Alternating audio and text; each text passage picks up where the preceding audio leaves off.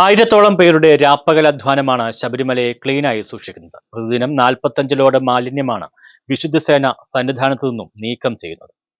ഇടവേളകളില്ലാതെ രാവും പകലും ശബരിമലയെ ശുചീകരിച്ച് വിശുദ്ധസേന പൂങ്കാവനത്തെയും ശരണപാതകളെയും സദാസമയവും ശുചിയാക്കി നിർത്താൻ 1000 പേരടങ്ങുന്ന സംഘമാണ് വിശുദ്ധസേനയിൽ പ്രവർത്തിക്കുന്നത്. സന്നിധാനത്ത് മാത്രം 300 പേരടങ്ങുന്ന സംഘത്തെയാണ് ശുചീകരണത്തിനായി നിയോഗിച്ചിരിക്കുന്നത്. പമ്പയിൽ 220, നിലയ്ക്കൽ ബേസ് ക്യാമ്പിൽ 430 എന്നിങ്ങനെയും സേനാംഗങ്ങളെ സജ്ജമാക്കിയിട്ടുണ്ട്. ജില്ലാ കളക്ടർ ചെയർപേഴ്സണും അടൂർ RDO മെമ്പർ സെക്രട്ടറിയുമായ ശബരിമല സാനിറ്റേഷൻ സൊസൈറ്റിയുടെ നേതൃത്വത്തിലാണ് വിശുദ്ധസേന പ്രവർത്തിക്കുന്നത്. പ്രതിദിനം 40 മുതൽ 45 വരെ ലോഡ് മാലിന്യങ്ങളാണ് വിശുദ്ധസേന നീക്കുന്നത്. 1200 ലോഡിലധികം മാലിന്യങ്ങൾ ഇതിനകം നീക്കിക്കഴിഞ്ഞു.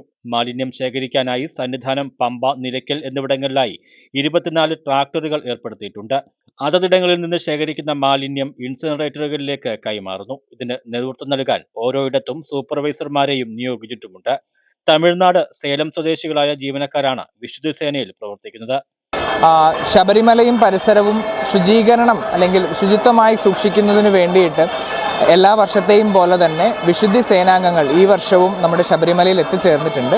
തമിഴ്നാട്ടിൽ നിന്നുള്ള 1000 വിശുദ്ധി സേനാംഗങ്ങളാണ് നിലയ്ക്കൽ, പമ്പ, സന്നിധാനം എന്നിവിടങ്ങളിലായിട്ട് ആദ്യത്തെ ദിനം മുതൽ നിയോഗിക്കപ്പെട്ടിട്ടുള്ളത്.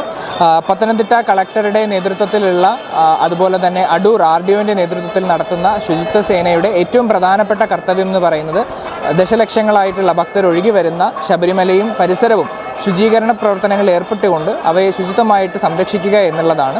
അപ്പോൾ ഇത് 24 മണിക്കൂറും പ്രവർത്തിക്കുന്ന രീതിയിൽ സന്നിധാനം, പമ്പ, നിലയ്ക്കൽ എന്നിവിടങ്ങളിൽ ഓരോ സ്ട്രെച്ചുകളായി ഡിവൈഡ് ചെയ്തുകൊണ്ടാണ് നമ്മളിപ്പോൾ ഈ പ്രവർത്തനം ആരംഭിച്ചിട്ടുള്ളത്.